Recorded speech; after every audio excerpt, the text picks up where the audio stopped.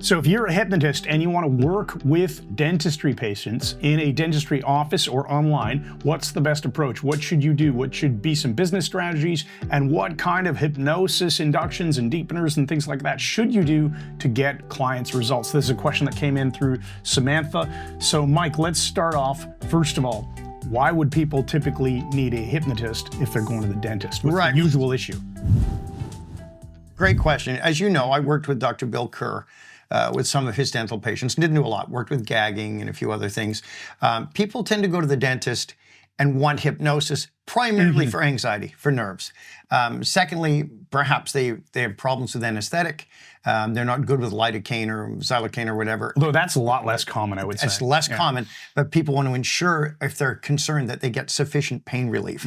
And so we can add to that with the hypnosis to ensure that the anesthetics. So it might not even be anesthetics that aren't working or that they're allergic or something. It's that they're concerned about it. So it's an anxiety about the pain and an anxiety about the treatment. Yeah.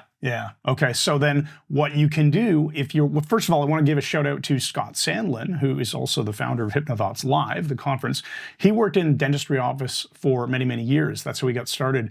And one of the things for sure is that you're going to want to do hypnosis with the client before they get the dentistry treatment. Duh, because there's no point in doing it. Let's address that. It's a good point. And when I worked with Dr. Kerr, I never saw anyone in advance. It was the day of, and we had excellent results. And you did it in person, obviously. Yeah. Now, having said that, today, if I were doing hypnodontics, I would meet with the client in advance, preferably live and preferably in the dentist's office, because I want the change and the states to be anchored to that place, maybe even the very dentist chair. But yes, I think meeting in advance is a good thing. I think so too. If you have to do it on Zoom, do it on Zoom, that's fine. But if you can do it in the dentist's actual office, not necessarily in the dentist chair, because with all the equipment stuff might not be conducive. Most of it's out of the way now. I totally agree with you. Anchoring the feeling of comfort to the spot that the change is happening or that the dentist treatment is happening. So possibly one time right before the session. If you need more, I would probably say you could meet with the person online ahead of time just to set the stage for what's going to happen in the dentistry office. So that would be my suggestion. And also, we're big believers in always use DSIH, direct suggestion in hypnosis. We think it is I think probably he thinks it is too, one of the most neglected aspects of hypnosis because it's seen too much as old school. All regression to cause, regression to cause, regression to cause. Fine. And direct suggestion in hypnosis. We love the idea of just cementing the changes with direct suggestion in hypnosis, or DSIH. You'll hear us saying that all the time.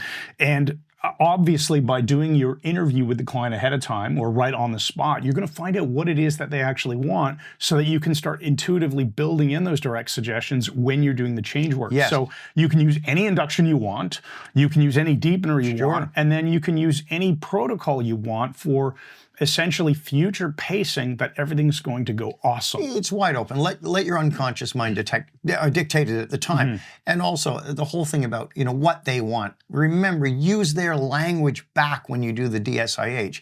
If they say, I want to feel relaxed, you don't want to say something like, and you'll feel limp and sinking down. Say relax, because that's what use their words. Use their words, Okay, and then the only other thing is Samantha had asked some questions about the business side of things. And what I would recommend is if you've never done this before and you have a dentist that's saying, hey, I got these clients, they've got anxiety, et cetera, can you help them as a hypnotist?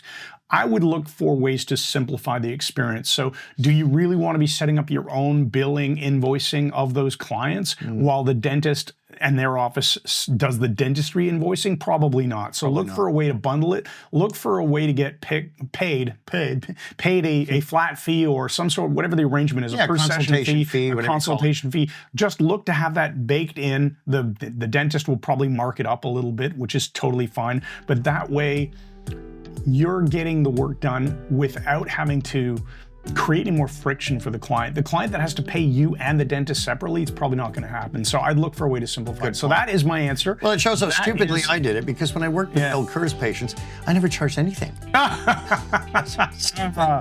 that's the best way to get a whole lot of clients and no income whatsoever. and become poor while you're doing it. Yes. So that's our answer. And if you're watching this on social media, then make sure you check us out at MikeMandelHypnosis.com, and you can check out the Mike Mandel Hypnosis Academy. Excellent.